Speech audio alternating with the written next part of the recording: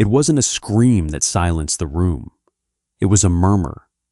100 of the city's most ruthless power brokers, their wives wrapped in silk, their bodyguards squeezed into tailored wool, all frozen by 6 words. "Get away from her!" He didn't shout. He didn't reach for the weapon resting beneath his jacket. He just stood there, a shadow bleeding into the chandelier light. And in that sudden, suffocating silence, the only sound left was the terrified, ragged breathing of the man who had dared to touch her. The ice sculpture was melting. It was supposed to be a swan carved from a single block of winter, but the sheer body heat of 300 corrupted souls packed into the Hawthorne estate was turning it back into a puddle. Faye watched a bead of water gather at the tip of the swan's beak, swell, and drop onto the velvet tablecloth. She preferred the dying swan to the rest of the room. The annual Hawthorne Charity Gala was a masterclass in aggressive philanthropy. The city's elite gathered to bid on abstract art and antique watches, pretending the money was going to underprivileged youth rather than greasing the palms of local politicians. Faye wasn't here to bid. She was here because her boss at the gallery told her it was mandatory. The gallery laundered money. Everyone knew it. Nobody said it. It was the kind of open secret that kept you breathing as long as you kept your mouth shut. Faye took a sip of her champagne. It was warm and tasted like copper. "You're avoiding me, Faye." The voice slid over her shoulder, greasy and familiar. She didn't flinch. She just tightened her grip on the stem of her glass until her knuckles turned white. Preston Croft. He stepped up beside her, crowding her space. Preston was a middle-tier earner for the syndicate, a man who moved numbers around on offshore servers and thought it made him a god. He smelled heavily of aged scotch and expensive cloying cologne, the kind of scent meant to mask the smell of desperation. "I'm working, Preston," she said, her voice flat, keeping her eyes fixed on the melting swan. "I'm assessing the pieces for the auction. The auction doesn't start for an hour." Preston leaned closer. His shoulder brushed against hers. The fabric of his tuxedo was rough against her bare skin. "And you haven't returned my calls about the provenance documents for the Caravaggio sketch, because it's a fake," Faye said quietly. She finally turned to look at him. His face was flushed, a faint sheen of sweat gathering at his hairline despite the heavy air conditioning. "It's a very good fake, Preston, but it's a fake. The pigmentation in the underdrawing uses a synthetic binder that wasn't invented until 1940. I'm not signing my name to the appraisal." Preston's smile didn't reach his eyes. His eyes were dead, frantic things. "You don't understand how this works, do you, sweetheart? The boss needs that sketch validated. The buyer is lined up. A very wealthy, very impatient man in Geneva. If that sketch isn't real, I look bad. If I sign the appraisal and the buyer has his own experts look at it, the gallery goes under," Faye countered. "And I go to prison for fraud, or worse." "You're not going anywhere." Preston shifted, blocking her path to the crowded ballroom. The string quartet in the corner was playing a soulless rendition of Vivaldi. Waiters in white gloves drifted through the crowd carrying trays of sweating oysters and caviar. No one was looking at them. In a room full of predators, a smaller predator cornering a mouse was just nature taking its course. "Excuse me," Faye said, stepping to the left. Preston stepped with her. "I'm not asking you, Faye.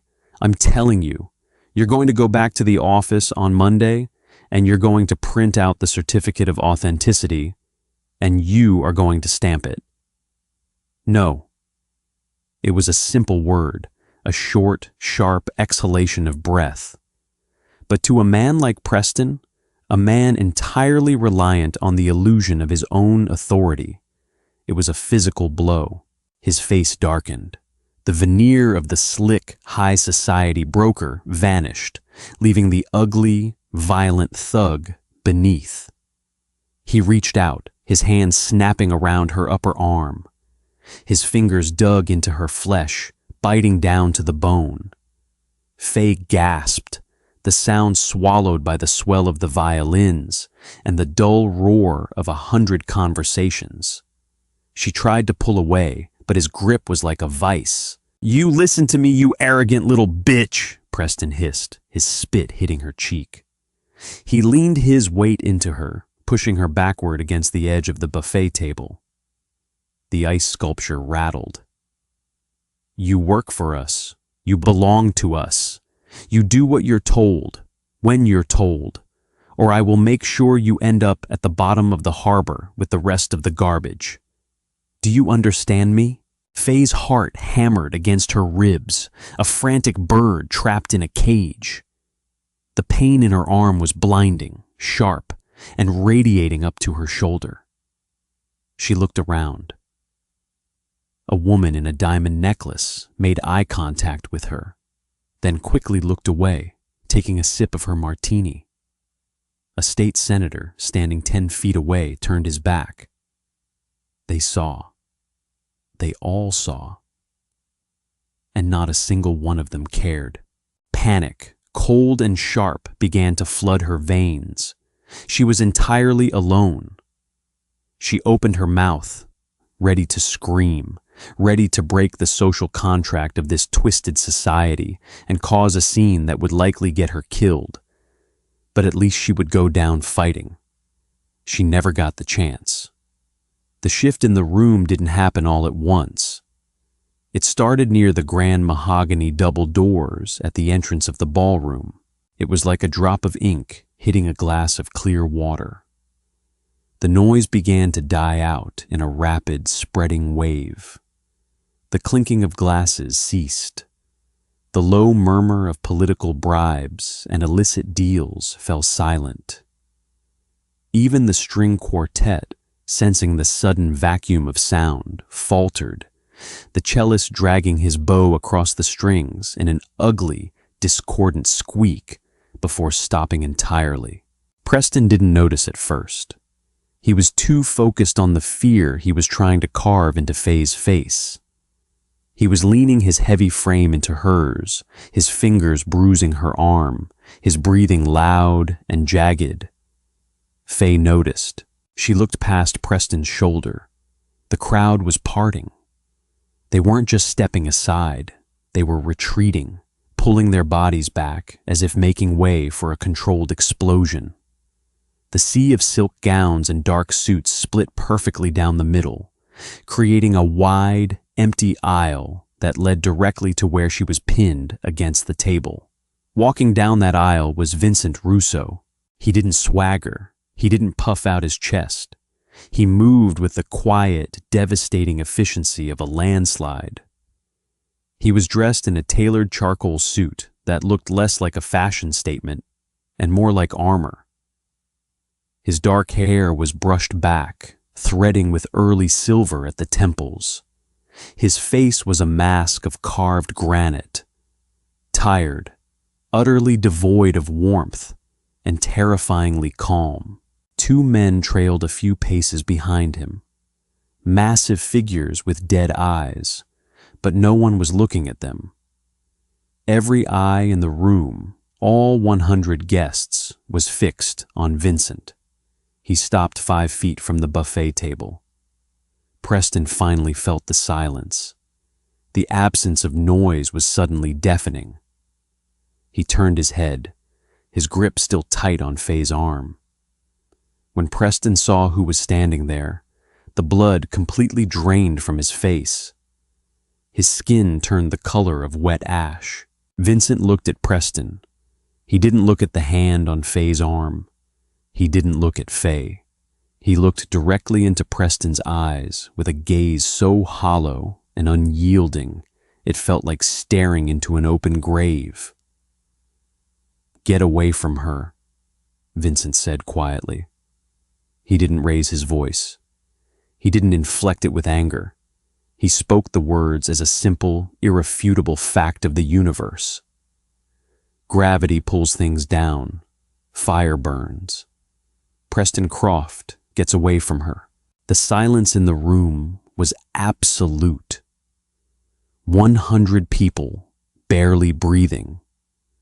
A woman near the front of the crowd had her hand clamped over her mouth.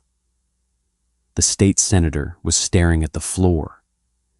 Preston's mouth opened, closed, and opened again. He looked like a fish suffocating on a dock. "Mr. Russo," he stammered, his voice cracking into a pathetic, high-pitched wheeze. We were just having a disagreement about an appraisal, a business matter." Vincent didn't move. He didn't blink. He just let the silence stretch, heavy and suffocating, wrapping around Preston's neck like a wire. "I said," Vincent repeated, his voice dropping a fraction of an octave, vibrating in the marrow of everyone's bones. "Get away from her." Preston dropped Faye's arm as if her skin had suddenly turned to molten iron. He stumbled backward, his heel catching on the thick Persian rug, nearly sending him sprawling. He caught himself, his hands raised in a gesture of frantic surrender. "I'm sorry," Preston gasped, backing away. "I didn't know. I swear to God, boss, I didn't know she was—" He trailed off, swallowing hard. "I apologize. It's done." Vincent didn't acknowledge the apology. He didn't look at Preston again. The man had ceased to exist in his reality. Vincent finally turned his gaze to Faye. Faye stood frozen against the table. Her arm throbbed violently where Preston had gripped her. Her breath was coming in short, shallow gasps. She looked up at Vincent, her cynical mind racing, trying to process the magnitude of what had just happened. Vincent Russo, the head of the most brutal organized crime syndicate on the eastern seaboard, a man who rarely left his fortified compound, had just walked into a crowded room and publicly claimed her. He stepped forward, closing the distance between them. Up close, she could see the exhaustion etched into the lines around his eyes. She could smell him. Clean soap, sharp espresso, and something inherently metallic. He didn't ask if she was okay. He didn't offer a platitude. He looked down at the rapidly darkening bruises forming in the shape of fingerprints on her pale skin. A muscle feathered in his jaw. It was the only sign of emotion he showed. He held out his hand. It wasn't a request. Faye looked at his hand. Long, calloused fingers, a heavy gold signet ring on his pinky. If she took it, she was saved from Preston. If she took it, she was damning herself to something far deeper, far darker, and infinitely more dangerous. But looking at the 100 faces staring at her, faces that had been perfectly willing to let her be assaulted 5 minutes ago, she realized she didn't have a choice. The cage had just changed owners. She placed her trembling hand in his. His grip was firm, warm, and absolute. He turned and began to walk back down the aisle of silent guests, pulling her gently but unstoppably in his wake. No one spoke. No one moved. The sea of elites kept their heads bowed, refusing to meet Vincent's eyes as he led her out of the grand double doors, leaving the melting swan and the terrified, ruined man behind. The night air hit Faye like a physical blow. It was crisp and damp, smelling of crushed pine needles and impending rain, a sharp contrast to the suffocating perfume of the ballroom. Vincent didn't slow his pace. He led her down the sweeping stone steps of the Hawthorne estate, his hand still enveloping hers. The gravel driveway crunched loudly under their feet. A line of black, armored SUVs sat idling in the circular drive, their headlights cutting through the darkness. As they approached, a man in a dark suit stepped out of the shadows and opened the rear door of the lead vehicle. Vincent guided her inside, then slid in beside her. The door slammed shut, cutting off the sounds of the night, sealing them in a tomb of quiet leather and tinted glass. The SUV began to move immediately, the tires spitting gravel before hitting the smooth asphalt of the private road. Faye sat pressed against the far door. The adrenaline was beginning to recede, leaving behind a cold, shaking dread. She rubbed her arm. The bruises throbbed in time with her heartbeat. Vincent sat completely still in the opposite seat. The passing streetlights flickered across his face, throwing sharp shadows over his cheekbones. He was looking straight ahead. "You didn't have to do that," Faye said. Her voice sounded loud in the confined space. It wasn't steady, but it wasn't broken either. She was determined not to sound broken. Vincent slowly turned his head to look at her. "He was breaking your arm, Faye." "I could have handled it." "How?" Vincent's tone wasn't mocking. It was genuinely curious, an academic inquiry. "Were you going to strike him? A man twice your weight, in a room full of people who depend on his illicit income? Or were you going to jump off the terrace and hope the rose bushes broke your fall?" Faye swallowed the lump in her throat. He had noticed her glancing at the terrace doors. He noticed everything. "I would have figured something out. I've survived in that gallery for 3 years. Surviving is not living," Vincent said quietly. He shifted his weight, turning slightly toward her. "And you wouldn't have figured it out. Preston is an animal. He's cornered. His accounts are bleeding, and he needed a win. You were going to be his win." "And what am I now?" Faye snapped, the anger finally burning through the fear. She leaned forward. "What am I now, Vincent? You just walked into a room with 100 of the most connected, ruthless gossips in the state and pulled me out of there. You didn't just save me. You put a brand on me."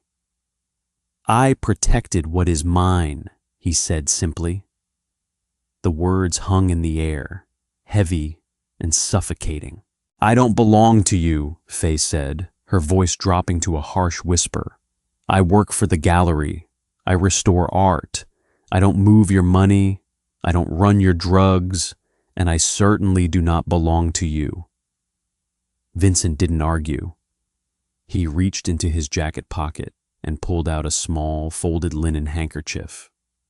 He held it out to her. "Your lip is bleeding," he said.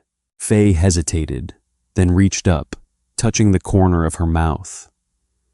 She must have bitten it when Preston grabbed her. She snatched the handkerchief from his hand and pressed it to her lip. It smelled faintly of his espresso and soap. "You're right," Vincent continued, his voice smoothing out into a low, even hum. "You restore art. You fix broken things. But you've been working in a viper's nest for 3 years, Faye. Did you really think I didn't know you were there?" Faye stared at him over the white linen. "What are you talking about?" "The gallery is a front. It's my front, which means every employee in that building is technically on my payroll." Vincent leaned back against the leather seat, his dark eyes locking onto hers. 3 years ago, you walked in, desperate for a job, carrying a portfolio of restorations that were too good for a back alley shop. I reviewed your file." "You reviewed my file," Faye repeated, feeling a sudden chill. I review everyone who handles my assets, Vincent said. But you were different. You were smart. You were cynical. You saw exactly what was happening around you, the laundering, the forged provenance, and you kept your head down. You did your job.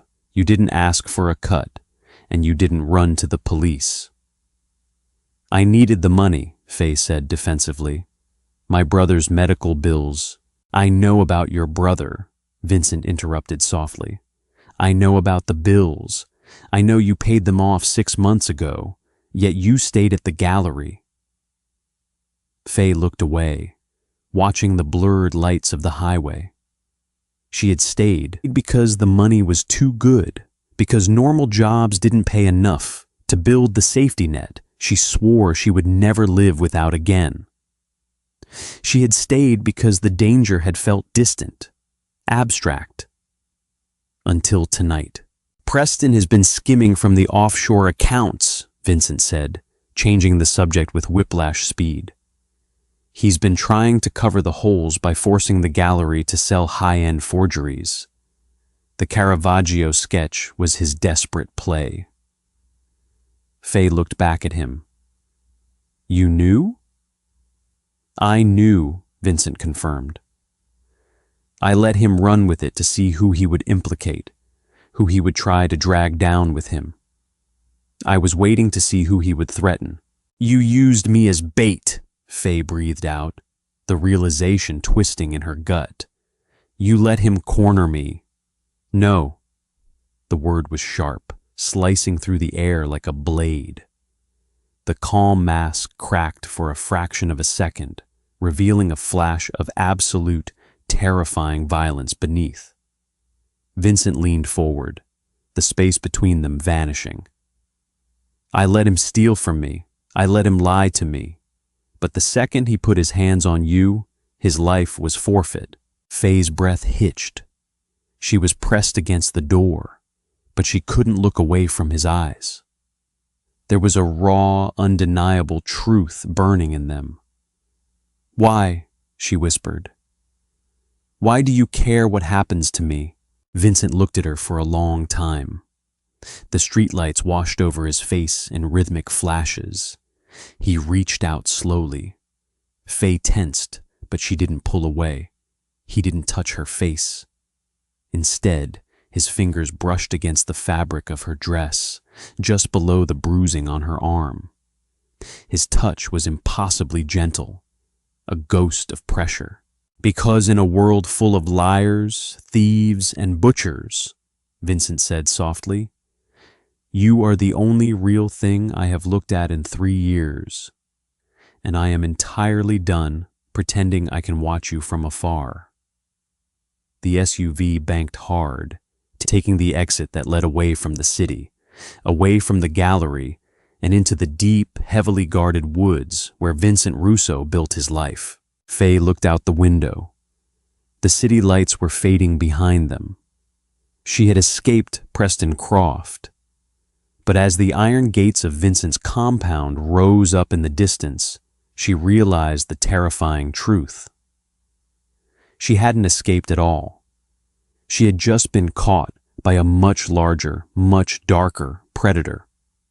And the most terrifying part wasn't the cage itself. It was the sudden, treasonous flutter in her chest that wondered what it would be like to let him keep her. The gates weren't wrought iron laced with romantic, ivy-choked family crests. They were solid, utilitarian steel, rolling back on industrial tracks with the heavy, grinding hum of hydraulics. Faye watched through the tinted glass as the SUV rolled onto the property. The compound was not a sprawling, Gothic manor.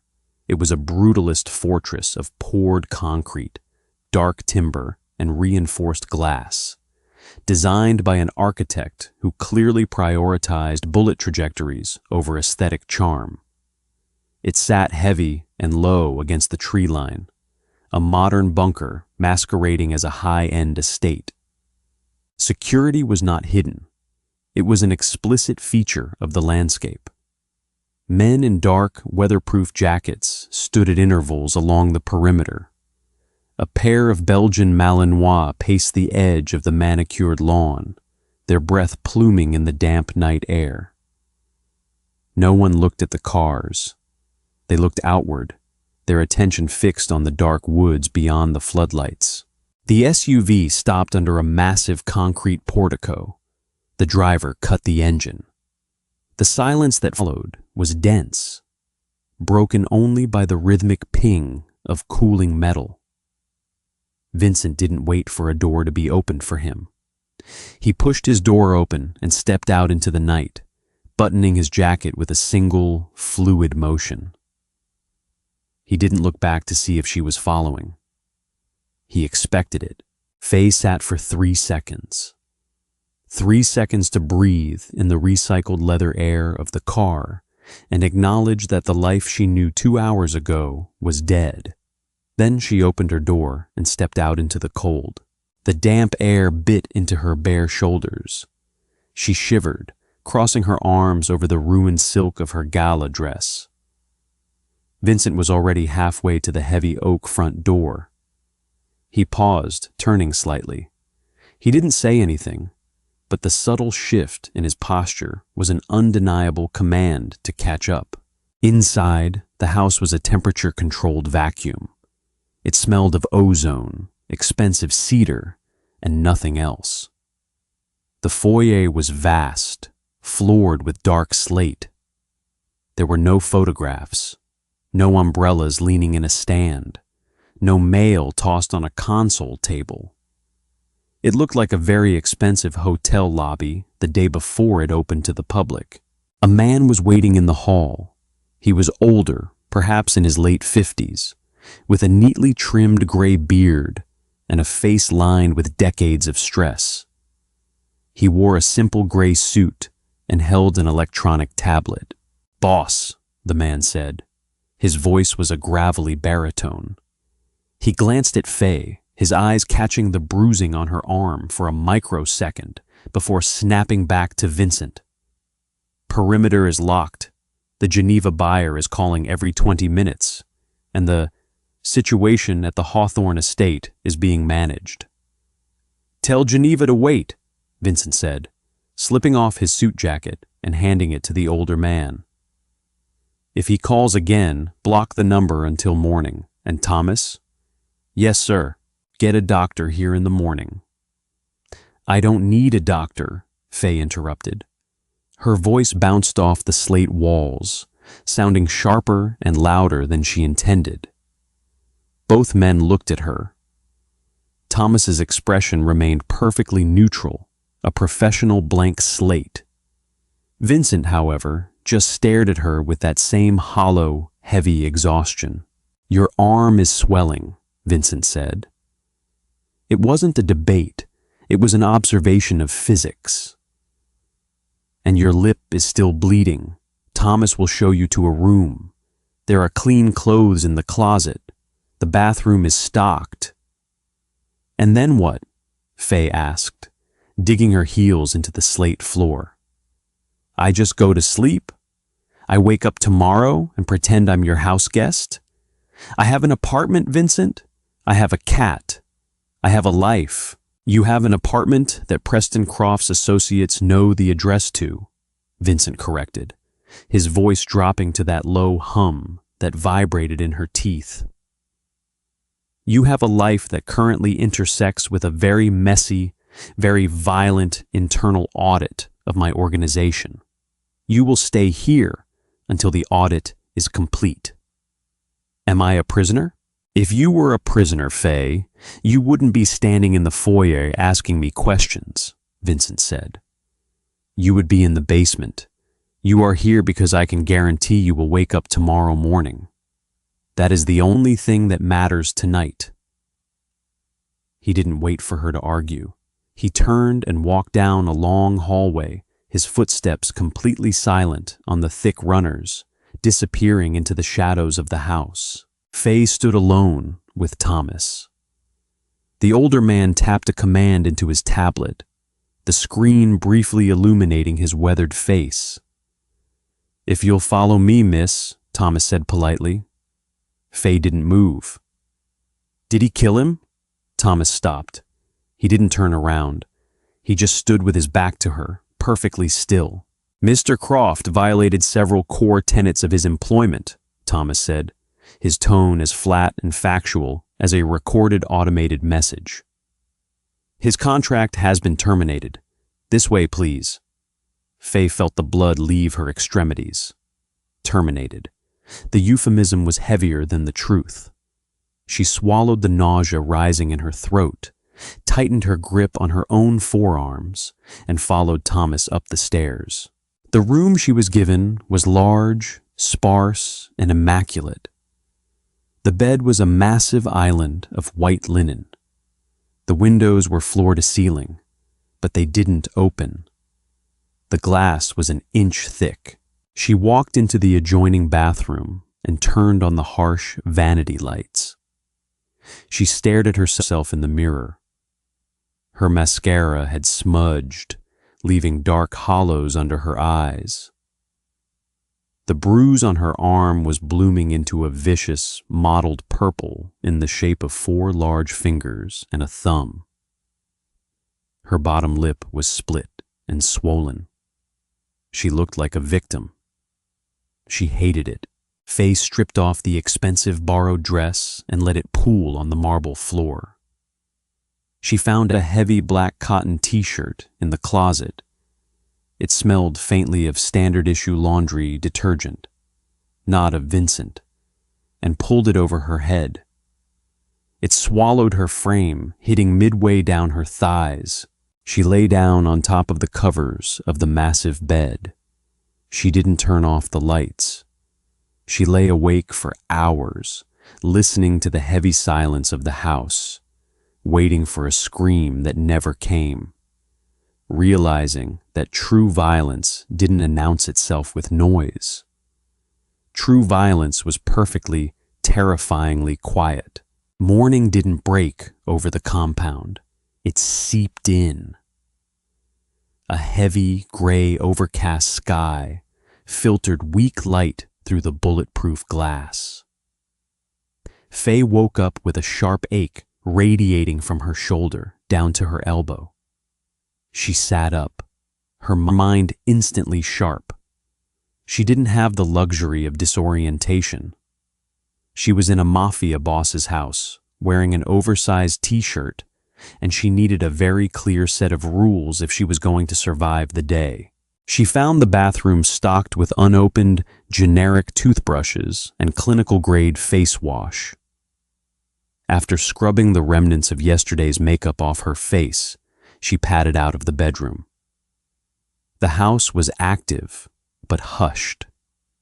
Men in dark clothes moved purposefully through the lower halls. None of them looked at her. They operated with the synchronized discipline of a military unit. Faye followed the smell of roasted coffee to a massive industrial kitchen. Thomas was standing at the counter, methodically slicing a grapefruit. "Good morning," Thomas said, not looking up. "Coffee is in the carafe. The doctor will be here in 20 minutes. "Where is he?" Faye asked, pouring a heavy ceramic mug full of black coffee. "Mr. Russo is in his office." "Where is that?" Thomas finally stopped slicing. He looked at her, his gray eyes assessing. "Down the main hall, last door on the left. I wouldn't recommend—" Faye didn't wait for the recommendation. She took her mug and walked down the hall. The door to the office was solid wood, slightly ajar. She pushed it open without knocking. Vincent was sitting behind a massive slab of a desk. He wasn't wearing the armor of his tailored suit today. He wore a plain, dark gray Henley, the sleeves pushed up to his forearms. For the first time, she saw the ink. Faded, intricate tattoos crawled up his left arm, disappearing under the sleeve. He was leaning over a series of open leather-bound ledgers, a pair of reading glasses perched on the bridge of his nose. He didn't look like a monster, He looked like an overworked accountant pulling a double shift. He didn't look up, but his hand stopped moving over the page. "You didn't knock." "I don't work for you," Faye said, stepping fully into the room. Vincent slowly took off his reading glasses and set them on the ledger. He looked up. His eyes dragged over her bare legs, the oversized black t-shirt, and finally settled on her face. A muscle flickered in his jaw, tight and controlled. "Technically," Vincent said, leaning back in his chair, "you do. The gallery is mine. Your paychecks clear through a shell corporation that I own. I restore 17th century oils, Vincent. I don't launder money. I want to know exactly what terminated means regarding Preston Croft." Vincent stared at her. The silence stretched. The only sound was the heavy ticking of a grandfather clock in the corner. He didn't blink. He was weighing her, measuring her tolerance for the reality she had just plunged into.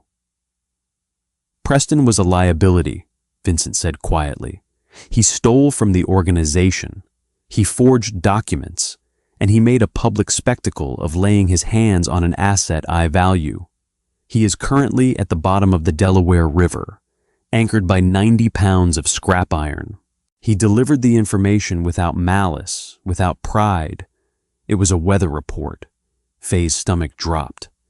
The coffee in her hand suddenly felt incredibly heavy. She had known, logically, what this world was, but hearing the sheer, logistical brutality of it spoken aloud in a quiet, sunlit office was entirely different. She didn't scream. She didn't cry. She tightened her grip on the mug and forced herself to hold his gaze. "So he's dead," Faye said, her voice remarkably steady. "And the Geneva buyer? The man waiting for the Caravaggio?" A flicker of genuine surprise, and perhaps a ghost of respect, crossed Vincent's face. He had expected hysteria. She gave him pragmatism. "The buyer is a Swiss banker who uses art to hide his cartel money," Vincent said. He stood up, walking around the edge of the desk. He was taller than she remembered, his physical presence dominating the large room. "He wired $5 million to an escrow account based on Preston's promise of the Caravaggio sketch. If I tell him the sketch is fake, he pulls his money and he tells his cartel associates that my syndicate is pushing forged goods. I look weak. Weakness in my line of work is terminal." Vincent walked to a large leather sofa on the far side of the room. Lying flat on the cushions, wrapped in a protective, acid-free sleeve, was the sketch. "You brought it here," Faye said, stepping closer. "I had my men clear out the gallery's vault at 3 a.m., Vincent confirmed. "The gallery is closed indefinitely for structural renovations, which leaves us with a problem. The sketch is a fake." Faye looked down at the drawing. It was a masterclass in deception. The sepia ink, the hatched shading, the slight yellowing of the paper. It looked identical to a late Renaissance study. "It's a brilliant fake," Faye murmured, her professional instincts temporarily overriding her fear. She leaned over it. "The artist sourced period-accurate paper. They aged it using a mild acid wash. The stroke work is phenomenal, mimicking Caravaggio's aggressive, left-handed cross-hatching." "But it's fake," Vincent prompted. "Yes," Faye said, pointing with her free hand. "The ink. It's iron gall ink, which is correct for the period. But it hasn't corroded the paper. Real iron gall ink from the 1600s contains sulfuric acid. Over 400 years, it burns through the cellulose. This paper is completely intact. It was drawn less than 5 years ago." Vincent watched her. He wasn't looking at the sketch. He was watching the way her eyes moved, the way her hands hovered over the paper without touching it, the sudden, commanding shift in her posture. "Can you fix it?" he asked. Faye looked at him like he was an idiot. "Fix it? I can't build a time machine and age the ink 400 years, Vincent." "I don't need it to be real," Vincent said smoothly. "I need it to pass a secondary inspection by the Swiss buyer's appraiser tomorrow afternoon. I need you to make the ink look like it's burning through the paper." Faye froze. "You want me to forge the forgery?" "I want you to save your own life," Vincent corrected, stepping into her space. He was close enough now that she could feel the heat radiating off him. "If the deal falls through, the cartel will look for someone to blame. Preston is gone. The paper trail leads to the gallery. It leads to you, Faye. You were the lead restorer. They will think you were in on the scam." Faye looked down at the sketch, her heart hammering a frantic rhythm against her ribs. She was trapped. Preston had chained her to the tracks, and Vincent was offering her a wrench to dismantle the train before it hit her. "I need a controlled environment," she said, her voice dropping to a whisper. "I need sulfuric acid, a micropipette, a neutralizing wash, and a localized UV heat lamp. I have to artificially accelerate the corrosion without eating a hole straight through the vellum. Thomas will get you whatever you need."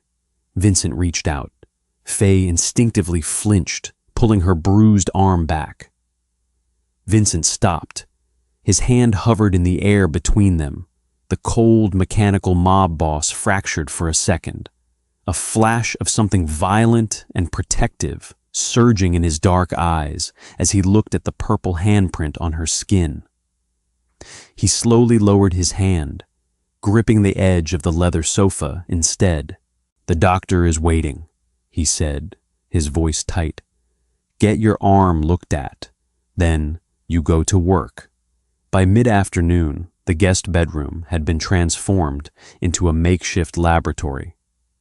Thomas had procured everything on her list with terrifying speed. Thick plastic sheeting covered the mahogany desk. A high-powered, articulated magnifying lamp clamped to the edge, casting a harsh, clinical circle of light over the Caravaggio fake. Faye sat on a stool, her hair tied back in a messy knot, wearing a pair of thin nitrile gloves. The air in the room was sharp with the acrid smell of chemicals. She was in the zone. It was the only place she felt safe.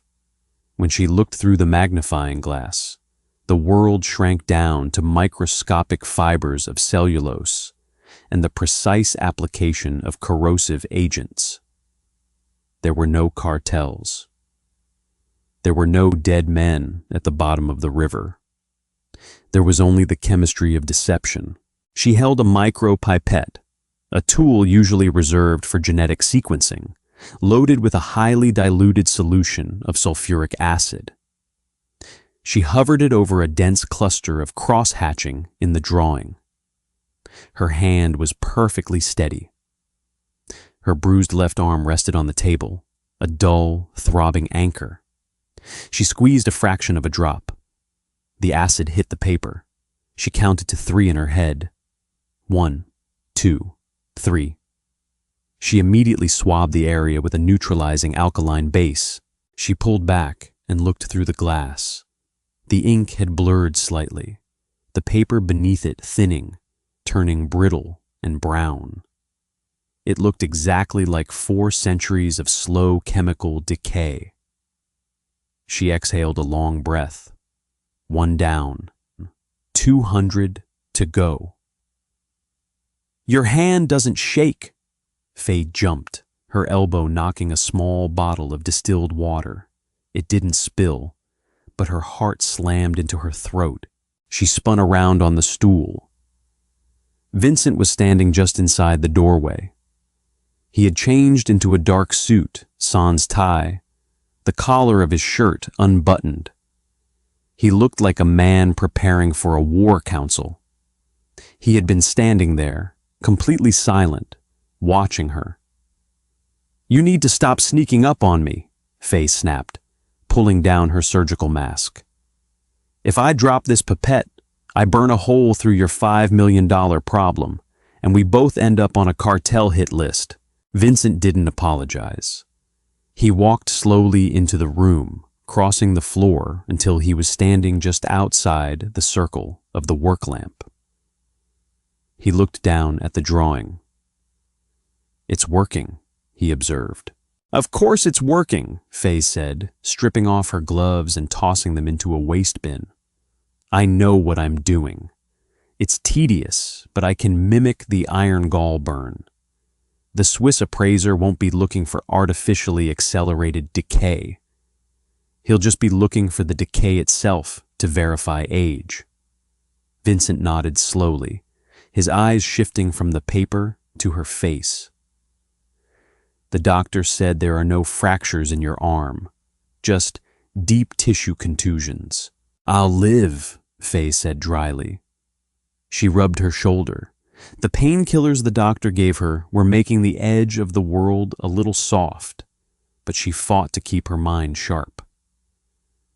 "You didn't eat the lunch Thomas brought up," Vincent noted, gesturing to a tray sitting untouched on a side table. "I don't eat when I'm working on delicate pieces. A sugar spike makes the hands tremble." She looked at him, crossing her arms defensively. "Why are you here, Vincent? You have a syndicate to run. Don't you have knees to break or politicians to bribe?" It was a deliberate provocation. She was tired of the cold, mechanical facade. She wanted to see the man who had ripped her away from Preston. Vincent didn't take the bait. He didn't get angry. He stepped closer, entering the harsh circle of the lamplight. The shadows deepened in the hollows of his cheeks. "I do," he said quietly. "My men are currently sweeping Preston's apartments, tearing apart his hard drives to see how deep his rot goes.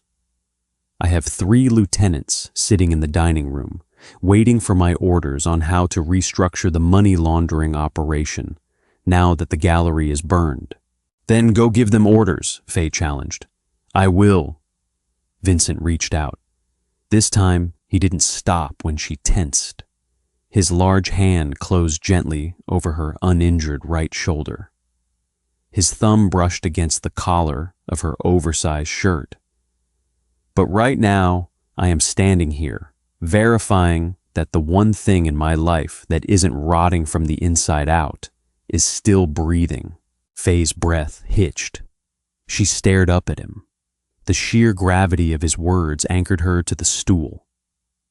He wasn't using romantic, flowery language. He was speaking in the stark, cynical terms of a man who dealt exclusively in survival and betrayal. To him, she wasn't a muse. She was proof of life. "I'm not one of your assets," she whispered, though the fight had drained out of her voice. "I know," Vincent said. He stepped closer, his body heat wrapping around her in the chilly room. He looked down at the dark, ugly bruise on her left arm. "If you were an asset, I would have used you to flush Preston out weeks ago. I kept you out of it because you don't belong in the dirt, Faye." "Yet here I am," she countered, gesturing to the fake painting. "Forging documents to appease a cartel." "Here you are," Vincent agreed. He slowly dragged his thumb along the line of her collarbone. The touch was agonizingly gentle, a stark contrast to the violence he commanded. "Surviving, like you always do. When this is done, when the Swiss buyer takes the fake and the cartel is satisfied, you can leave. I will give you enough money to disappear, a new name, a new city. You will never have to look over your shoulder again." Faye looked into his eyes. They were pitch black, bottomless, and utterly sincere.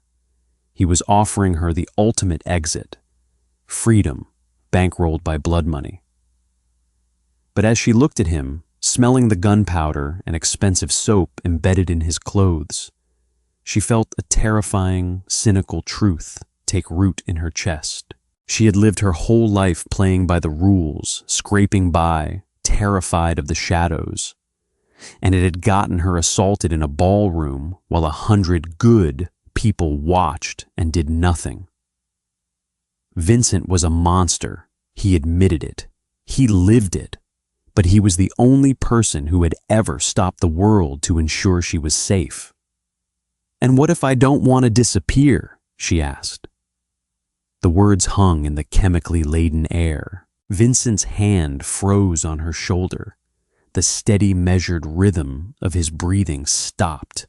For the first time since he walked into the ballroom the night before, the absolute control masking his face cracked, revealing a hungry, desperate ruin underneath. "Faye," he said, his voice a low, rough warning, "do not play games with me. You have no idea what it would mean to stay." "Then show me," she said, leaning slightly into his touch. The magnifying lamp buzzed quietly.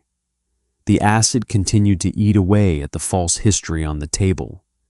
And in the center of a fortress built for war, Vincent Russo finally leaned down and closed the distance between them. The kiss was not a romance. It was a collision. Vincent didn't pull her into his arms with a sweeping, cinematic gesture. He simply closed his hands over her shoulders and kissed her the way a starving man takes bread. It was rough, tasting of dark espresso and the metallic tang of adrenaline. Faye didn't melt. She pushed back, grabbing the heavy cotton of his shirt, anchoring herself to the solid, unyielding wall of his chest. For 3 years, she had watched him from the periphery of her life. A terrifying phantom who owned the gallery, owned the city, and seemingly owned the air she breathed. Now he was just a man with a hammering heartbeat against her knuckles. He broke the kiss before she did. He pulled back a fraction of an inch, his breathing ragged, his forehead resting against hers. His eyes were squeezed shut, the lines of exhaustion around them etched deep into his skin. "If you stay," Vincent rasped, his voice vibrating through her chest. "There is no going back to the light, Faye. You become a target. You become mine. I do not share, and I do not let go." Faye looked up at him. Her lips stung where it was split. Her arm throbbed. She was standing in a room reeking of sulfuric acid, forging a masterpiece for a drug cartel. The light had burned out a long time ago. Before she could answer, a sharp, rhythmic knock rapped against the heavy wooden door. Vincent's head snapped up. The vulnerability vanished, instantly replaced by the cold, mechanized armor of a syndicate boss. He stepped back, putting 2 feet of distance between them. "Yes," Vincent barked. The door opened. Thomas stood in the hallway, his face an impassive mask, holding the electronic tablet. "The Swiss delegation is 20 minutes early, boss. They have cleared the outer gate. Mr. Keller is demanding to see the piece immediately." Vincent checked his watch, a heavy steel chronograph. "Put them in the secure conference room. No weapons. Scan them twice. Offer them water. Nothing else." Thomas nodded and disappeared down the hall. Vincent turned back to Faye. "Is it done?" Faye looked down at the Caravaggio. She had only applied the neutralizing base to half of the final acid burns. Panic, cold and sharp, spiked in her chest. "I need 3 minutes," she said, her voice dropping into a tight, professional clip. She spun back onto the stool, grabbing the neutralizing swab. "If I don't neutralize the remaining acid, the paper will literally disintegrate while Keller is looking at it." Vincent stepped back, giving her space. 3 minutes. Faye's hands flew over the vellum. The world shrank back down to a microscopic battlefield. She dabbed, blotted, and wiped. She couldn't rush the chemical process, but she could accelerate her physical movements. She neutralized the heavy cross-hatching near the subject's jawline, then moved to the shadowed drapery in the corner. 1 minute, Vincent said softly. He wasn't rushing her. He was pacing her. Faye applied the final dab of alkaline solution.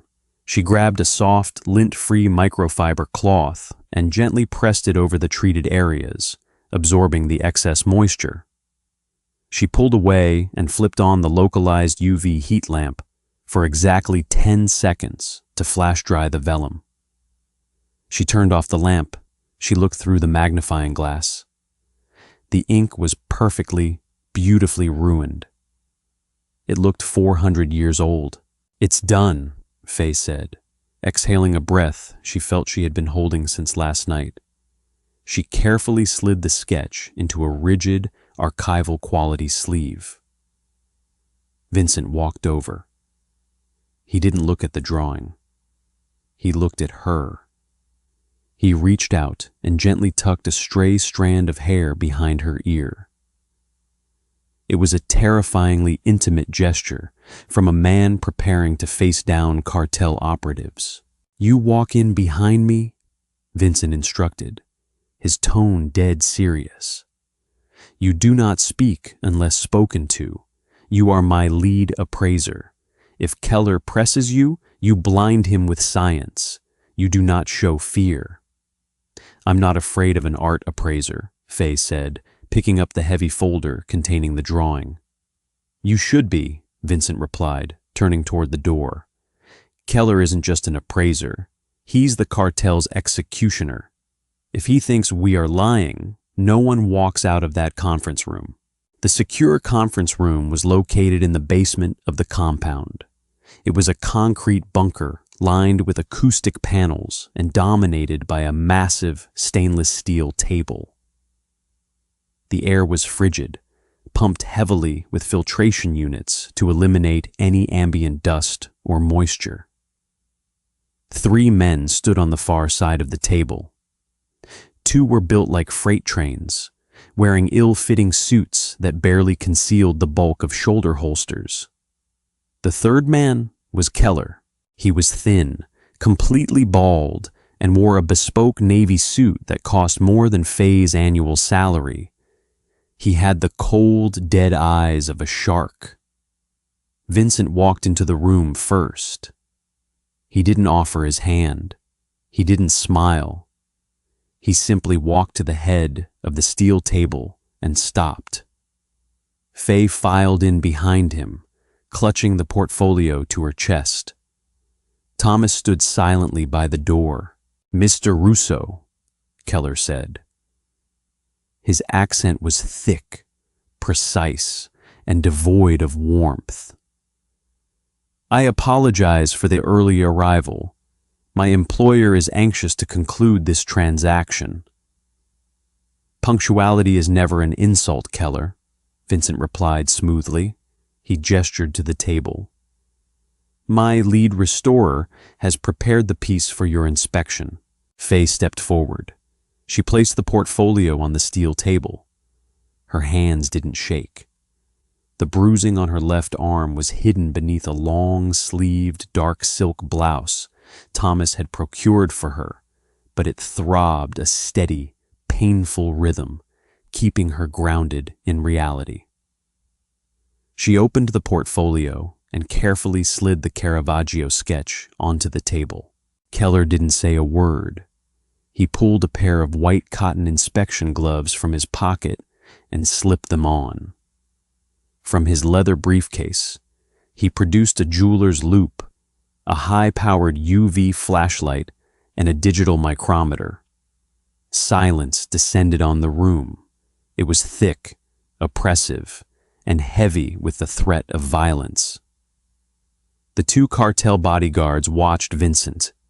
Vincent watched Keller. Faye watched the drawing. Keller leaned over the vellum. He clicked on the UV flashlight, sweeping the harsh violet beam over the paper.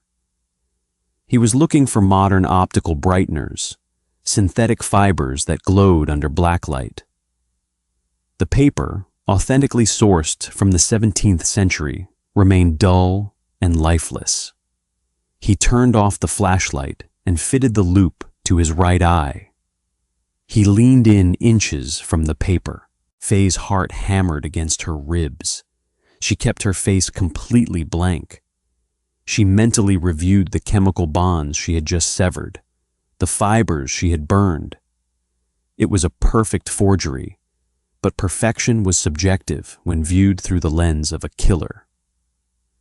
Keller spent 4 agonizing minutes examining the cross-hatching. He moved slowly across the jawline, the exact spot Faye had doused in sulfuric acid less than 20 minutes ago. He straightened up. He removed the loupe. "The iron gall degradation is significant," Keller noted, his voice flat. He looked directly at Faye. "Almost too significant for a piece allegedly kept in a climate-controlled vault in Geneva for the last century. It was a trap." He was testing her provenance knowledge. Faye didn't flinch. She met his dead eyes with the practiced, arrogant boredom of a high-end art snob. "The piece hasn't been in Geneva for a century, Mr. Keller," Faye said, her voice dripping with academic condescension. "It was held in a private collection in Palermo until 1942. It was subjected to intense Mediterranean humidity and poor storage conditions in a basement during the Allied bombings.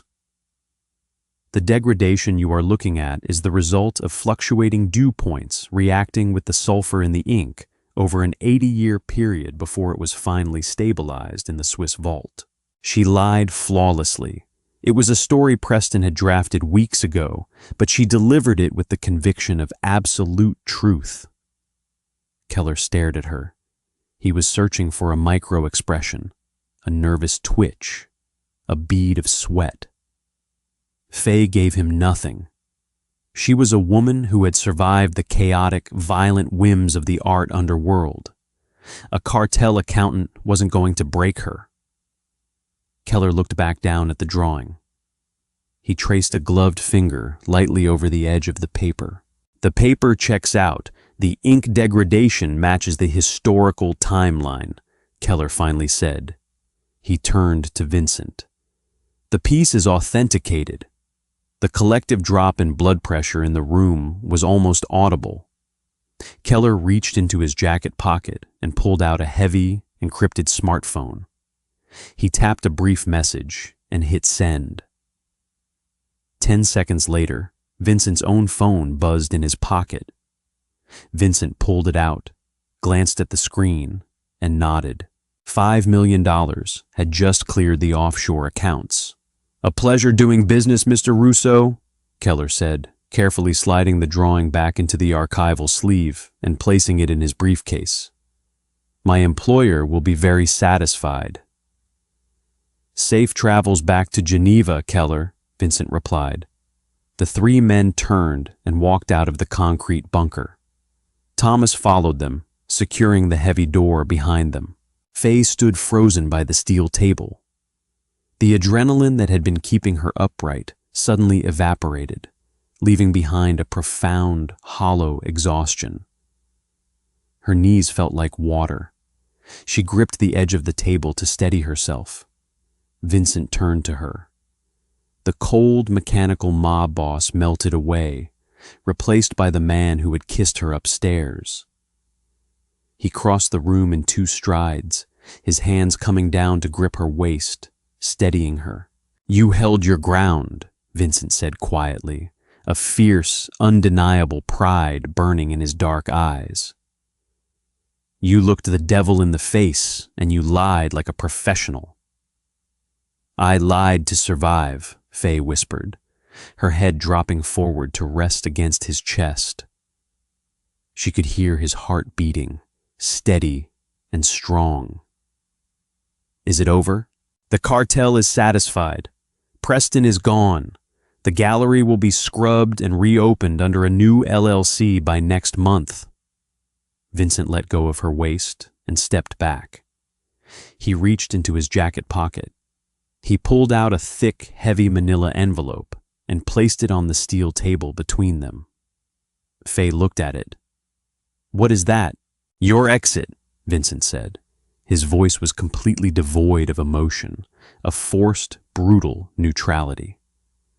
"There is a passport in there, a new social security number, the title to a house in a gated community in Monterey, California, and a bank card linked to an account with $2 million in clean, untraceable funds. A car is waiting upstairs to take you to a private airstrip." Faye stared at the envelope. It was everything she had ever dreamed of when she was scraping together rent money, eating ramen, and navigating the predatory politics of the art world. It was safety. It was peace. It was an absolute, ironclad guarantee that she would never be hurt again. She looked up at Vincent. He was standing perfectly still, his hands clasped behind his back. He was giving her a choice, but it was costing him everything to do it. The exhaustion in his face was profound. He looked like a man who had built a kingdom of violence and was finally realizing the absolute isolation of his throne. Faye slowly reached out and placed her hand on the manila envelope.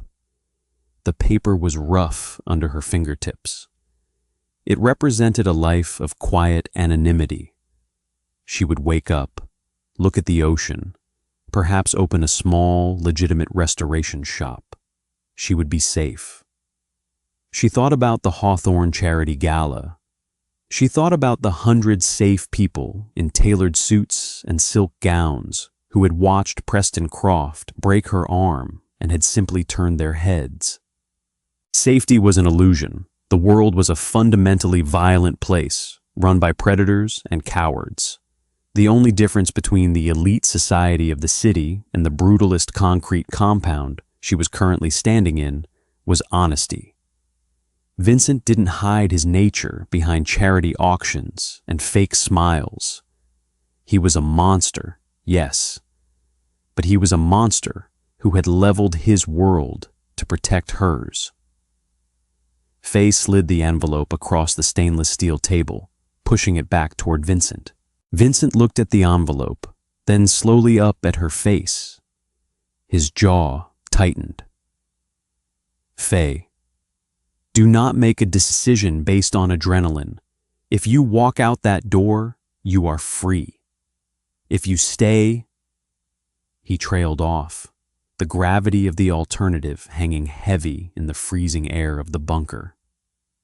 "If I stay, I am a target," Faye finished for him, her voice steady, stripping away the fear that had defined her for 3 years.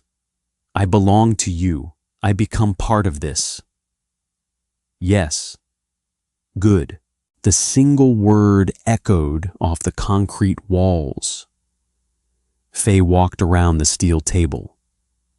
She didn't shrink away from the harsh fluorescent lighting. She didn't cradle her bruised arm. She closed the distance between them, stepping directly into his space. "I have spent my entire life being terrified of men like Preston Croft," Faye said, looking up into Vincent's pitch-black eyes.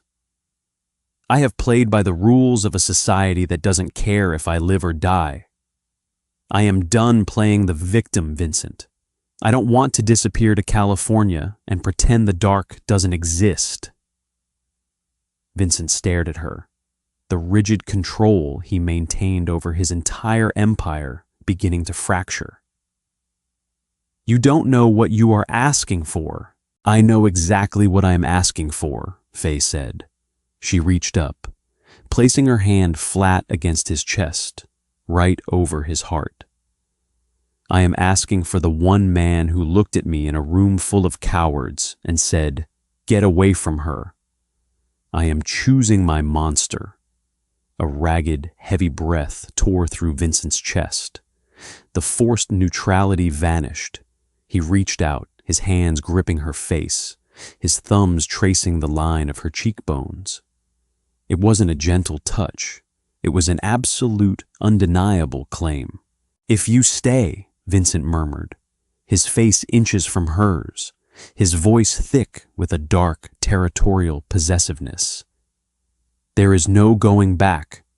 You are not a civilian anymore, Faye. You are mine.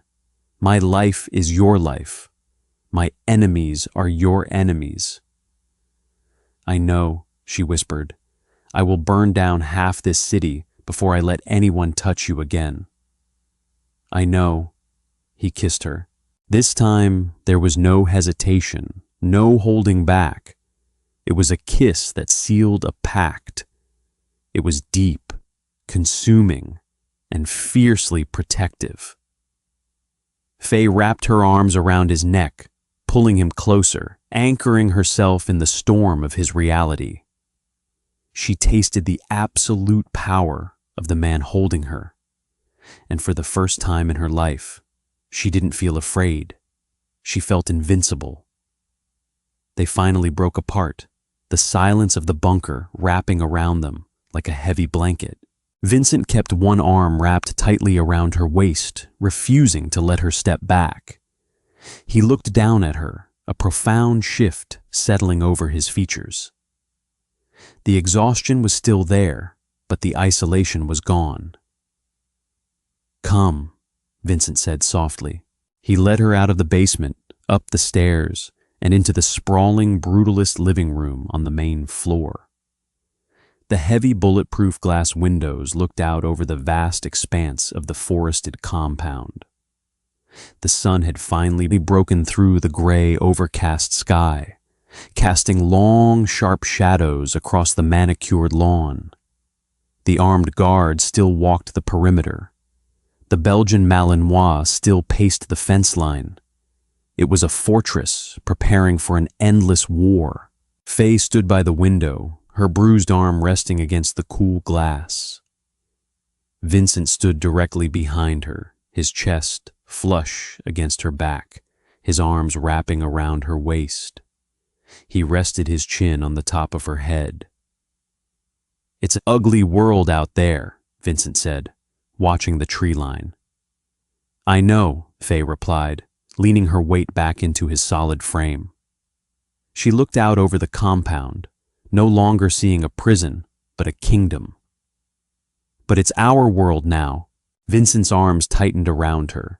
In the quiet solitude of the armored house, the Mafia boss finally stopped fighting the war alone. He had found his queen, forged in the fires of deception and survival, and heaven help anyone who ever tried to take her from him again. Faye made the ultimate choice. She didn't just survive the darkness, she claimed it as her own. By rejecting a safe, quiet life, she stepped out of the shadows of the art gallery and directly onto the throne beside Vincent Russo. Their enemies are watching, but this Mafia king and his new queen are ready for war. If you love this intense, grounded Mafia romance, smash that like button. Share this story with your friends who love dark, high-stakes drama, and subscribe with the bell turned on so you never miss an upload.